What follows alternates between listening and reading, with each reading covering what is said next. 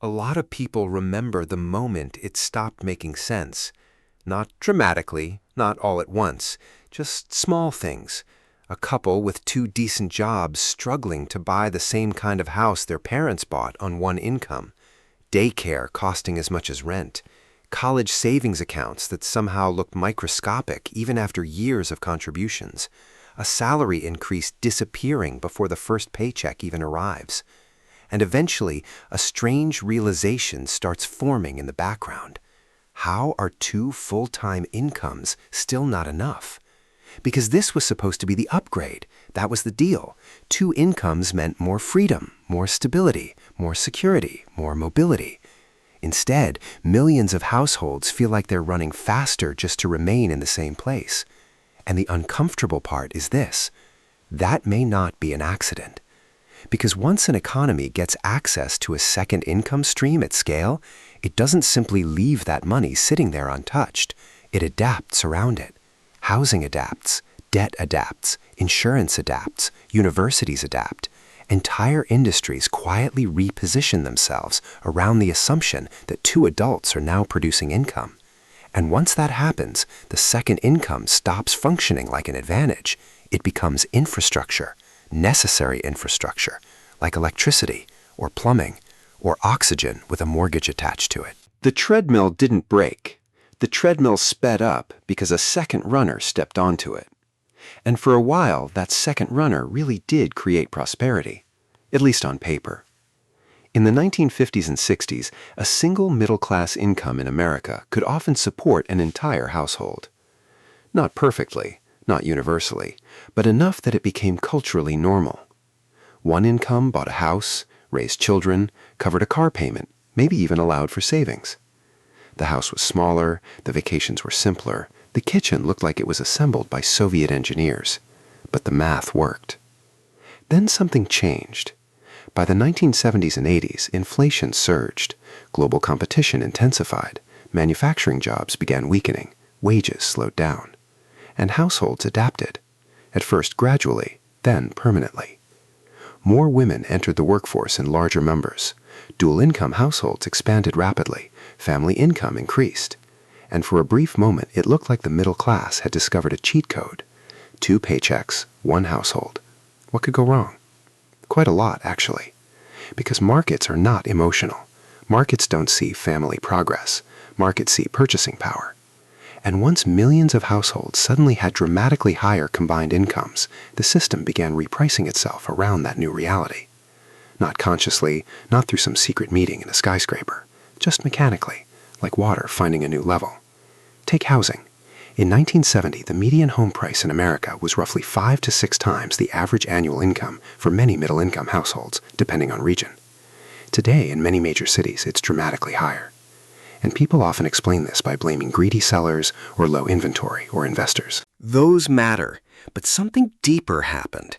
Banks realized households could now service larger loans because there were 2 incomes, which meant buyers could bid more, which meant sellers could charge more, which meant developers built around higher price expectations, which meant local governments collected higher property taxes, which meant entire suburban ecosystems recalibrated upward.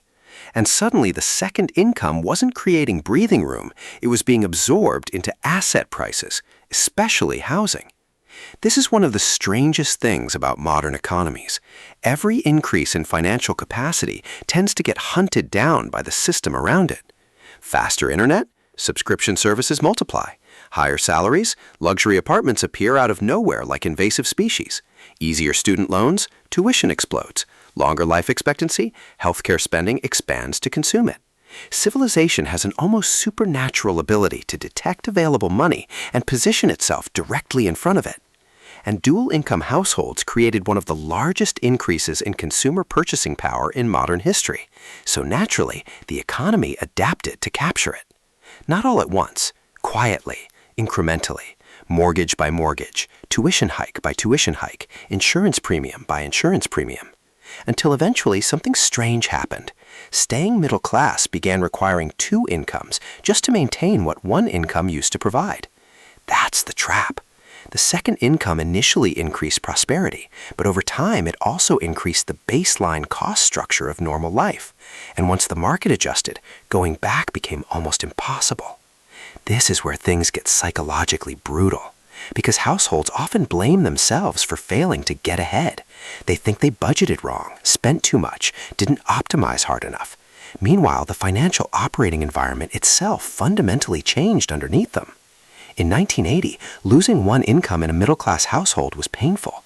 Today, it can be catastrophic within months, because modern households are frequently built on full utilization. Every dollar already has a job: mortgage, healthcare, transportation, childcare, debt servicing, utilities, subscriptions quietly breeding in the dark like financial mold. There's no redundancy left, and redundancy is what stability actually is. That's the irony. Modern life looks wealthier than ever. The cars are nicer, phones are smarter, TVs are gigantic glowing monuments to technological excess. But financially, many households operate with less margin for error than previous generations. A family making $180,000 today can feel more financially fragile than a family making far less decades ago, because fragility isn't determined by income alone, it's determined by obligations, and modern systems are extremely efficient at expanding obligations alongside income growth, especially debt. Debt is where this entire mechanism becomes almost elegant in its cruelty, because debt allows the future to participate in today's bidding wars. That's the hidden engine. When households gained a second income, banks didn't just see higher earnings, they saw larger future cash flows to collateralize, meaning households could borrow more money immediately, which inflated prices immediately, which required even larger loans, which normalized larger monthly payments. And once those larger payments become socially normal, the market stabilizes around them. People often say houses became expensive, but that's not quite accurate. Monthly payments became normalized at higher extraction rates. That's different. If tomorrow banks suddenly restricted mortgage lending to 3 times household income nationwide, housing prices would likely collapse in many regions, because prices are heavily determined by financing capacity, not just physical houses. The same thing happened with education. College used to be expensive, then easy financing entered the system at enormous scale, and suddenly universities had access to effectively unlimited borrowed money flowing through students. So costs exploded, luxury dorms appeared, administrative layers multiplied, campus recreation centers started resembling private resorts. An entire generation borrowed against future income for degrees whose economic value became increasingly uncertain. Again, the system adapted to available financing. That pattern repeats constantly. Healthcare, housing, cars, even weddings somehow transformed into financially leveraged theatrical productions. There's a reason people joke that breathing near a hospital costs $4,000, because modern economies don't merely sell products anymore, they monetize life infrastructure. And when 2 incomes became standard, the monetization ceiling rose dramatically. But here's where the story gets darker. Because dual income normalization didn't only change prices, it changed time. This part matters more than most people realize. In a single-income household, one adult often handled enormous amounts of unpaid domestic labor: cooking, childcare, scheduling, errands, maintenance, emotional coordination, life administration. Once both adults worked full-time, time itself became scarce, and scarcity creates markets. Now households needed daycare, meal delivery, convenience services, cleaning services, after-school programs, subscription everything. Entire industries emerged to compensate for the disappearance of household time capacity, which again consumed income gains. The economy wasn't just absorbing money anymore, it was monetizing lost time. And the strange thing is, many people became objectively busier while technology became objectively more efficient. The washing machine saved hours. Then both adults enter the labor force, and those saved hours disappeared back into the market. Email increased communication efficiency, then work invaded evenings and weekends. Smartphones created instant coordination, then employers gained permanent access to your nervous system. Productivity improvements often don't produce leisure, they produce higher expectations. That's one of the defining patterns of modern capitalism. Efficiency gains frequently get converted into output gains instead of freedom gains. And once societies normalize those expectations, reversing them becomes culturally difficult. Because now every household is competing against households operating at maximum economic utilization. 2 incomes, optimized debt, full-time labor participation, aggressive scheduling, minimal slack, which creates a civilization that looks productive, but feels exhausted. And that exhaustion creates another economic opportunity: convenience consumption. This is one of the most quietly brilliant business models ever created. First, modern systems reduce available time and increase stress. Then companies sell convenience back to exhausted people. Food delivery, buy now, pay later, instant subscriptions, express everything. The economy creates the pressure, then monetizes the relief from the pressure. Controlled instability. Just enough stress to sustain dependency, not enough collapse to stop participation. And people comply because opting out becomes increasingly difficult. Try raising children in many cities on 1 income today. Try purchasing a home without dual earnings. Try surviving major medical costs with weak insurance. Try saving for retirement while paying modern rent prices. The system increasingly assumes full participation from every adult just to maintain baseline stability. And this creates a strange social illusion. Households appear richer because total household income increased dramatically over decades, but individually, many workers lost bargaining power. Because now, maintaining lifestyle stability often requires both incomes continuously. That changes everything. It changes workplace leverage. If one spouse loses a job, the household destabilizes. If healthcare is tied to employment, quitting becomes dangerous. If debt obligations are high, risk-taking decreases. People become economically locked in, not through force, through financial architecture. And maybe that's the most important shift of all. The middle class used to derive part of its stability from optionality.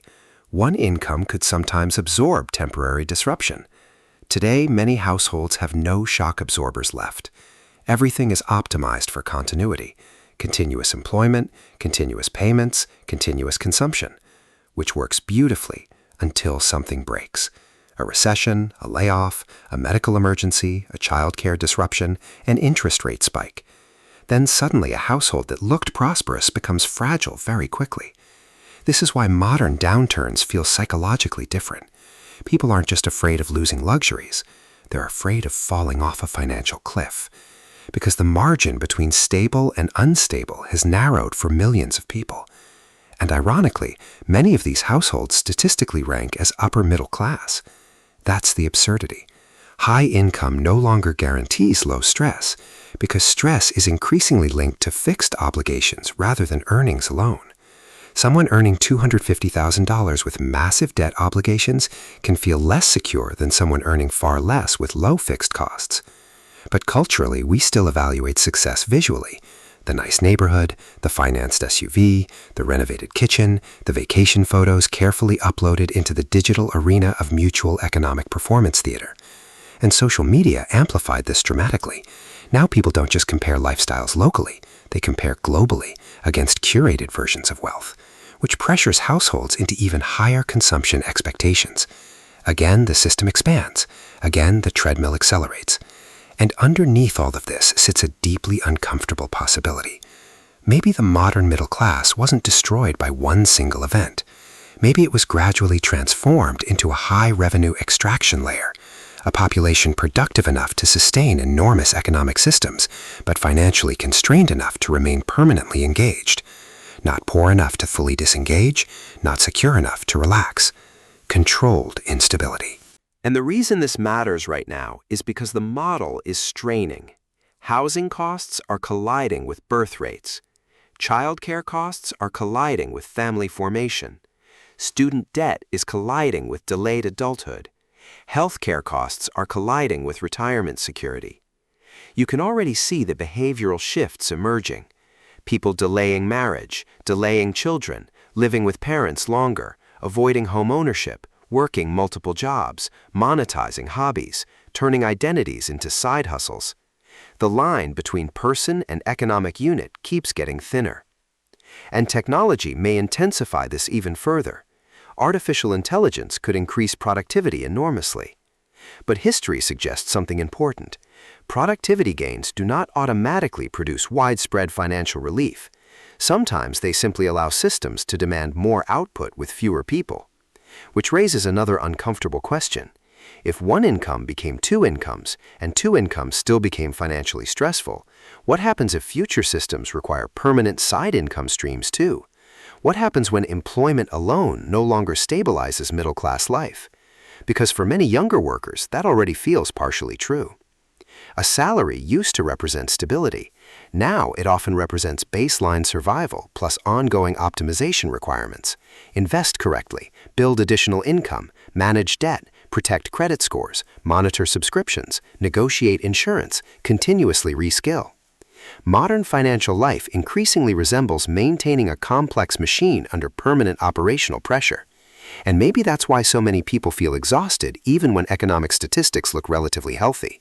Because GDP measures output, not psychological stability. Stock markets measure asset values, not household resilience. And economic systems can appear highly successful, while large portions of the population quietly feel trapped inside them. That tension matters. Because eventually, societies start asking dangerous questions. Questions like, why does technological progress keep requiring more labor participation instead of less? Why do productivity gains not reliably create more free time? Why do households earning far above historical averages still feel financially cornered? And perhaps most importantly, if two incomes became necessary for stability, what exactly counts as prosperity anymore? Because maybe the defining feature of modern middle-class life isn't abundance. Maybe it's maintenance. Maintaining payments, maintaining employment, maintaining appearances, maintaining momentum. Running continuously to preserve a position that once required far less speed. And that raises a final possibility that's difficult to ignore. Perhaps the real transformation wasn't economic. Perhaps it was psychological. Previous generations often viewed prosperity as reaching stability. Modern systems increasingly condition people to view stability as something temporary, something that must constantly be defended. Continuously earned, continuously optimized, continuously financed. And once a society starts operating that way, it changes how people think about work, marriage, children, risk, time, even themselves. The second income wasn't supposed to feel like this. It was supposed to create freedom. Instead, for millions of households, it became the price of admission. And the uncomfortable question lingering underneath all of it is this. If the system could absorb one extra income from every household, what happens when it finds the next one?